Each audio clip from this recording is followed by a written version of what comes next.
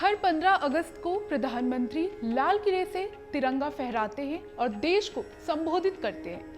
ये प्रथा 1947 से चली आ रही है। इस बार देश आजादी का अमृत महोत्सव मना रहा है और 15 अगस्त के दिन प्रधानमंत्री नरेंद्र मोदी एक बार फिर दिल्ली के लाल किले से झंडा फहराएंगे।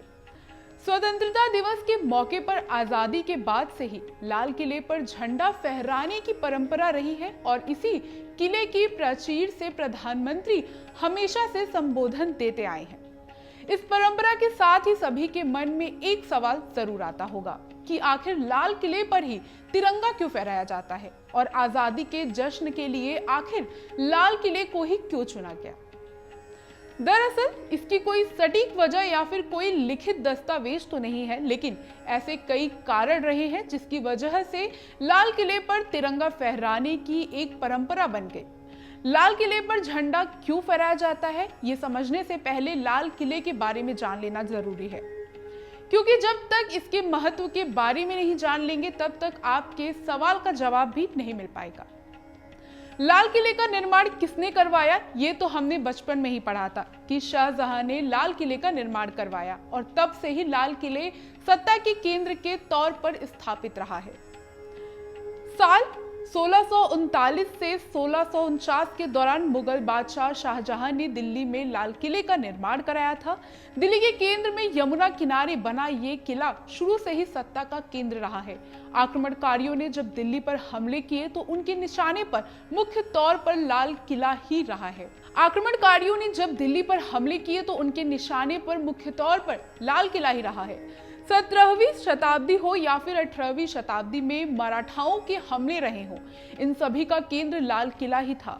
यह स्थिति 19वीं सदी में रही। साल 1857 में पहले स्वतंत्रता संग्राम का केंद्र भी एक तरह से लाल किला ही रहा। आपको बता दें, महान क्रांतिकारी नेताजी सुभाष चंद्र बोस ने साल 1940 में बहादुर शाह जफर की समाधि पर रंगून जाकर श्रद्धांजलि दी और दिल्ली चलो का नारा भी दिया। इस नारे को दिया जाना देश की राजधानी पर जाकर अपनी ताकत दिखाने जैसा था।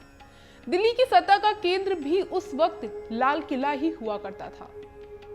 आखिर में जब साल 1947 में देश आजाद हुआ तो प्रधानमंत्री जवाहरलाल नेहरू ने लाल किले पर तिरंगा फहराया और इसी के प्राचीर से देश को संबोधित किया।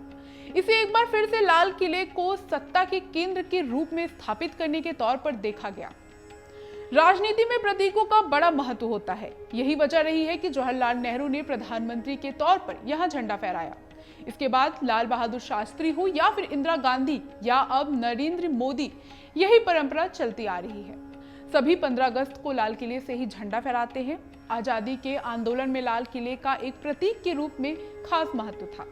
होने की लुटियंस दिल्ली भी था, जिनकी इमारतों से अंग्रेजों का राजकाज चलता था, लेकिन वो सब उनके आने के बाद बनी थी।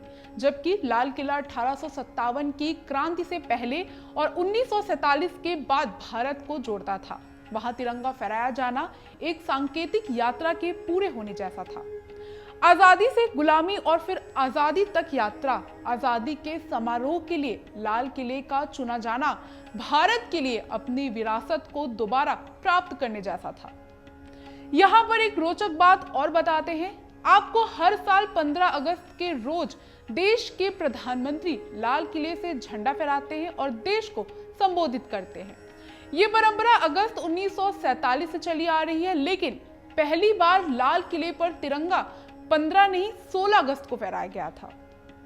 15 अगस्त को झंडारोहण का कार्यक्रम इंडिया गेट के पास प्रिंसेस पार्क में रखा गया था। इसकी अगली रोज नेहरू ने लाहौरी गेट पर तिरंगा फहराया और देश को संबोधित किया। अपने पहले भाषण में उन्होंने विशेष रूप से नेताजी को याद किया, जिन्होंने 1943 में ही लाल किले पर आजाद भारत का झंडा देखने की तमन्ना जाहिर कर दी थी। एक दिलचस्प तथ्य ये भी है कि 1947 से लाल किले का लगभग 70% हिस्सा भारतीय सेना के अधिकार में रहा। इस दौरान किले के भीतर की कई पुरानी इमारतों व बागों को मिटाकर उनके स्थान पर सैनिकों के लिए बैरकें बनाई गई और अंत में 22 दिसंबर 2003 को सेना ने इसे खाली करके भारतीय पुरातत्व सर्वेक्षण को सौंप दिया।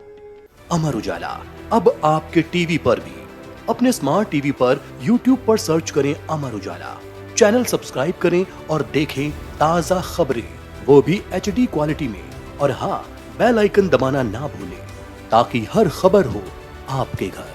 अमर उजाला, निष्पक्ष, निर्भीक, निरंतर।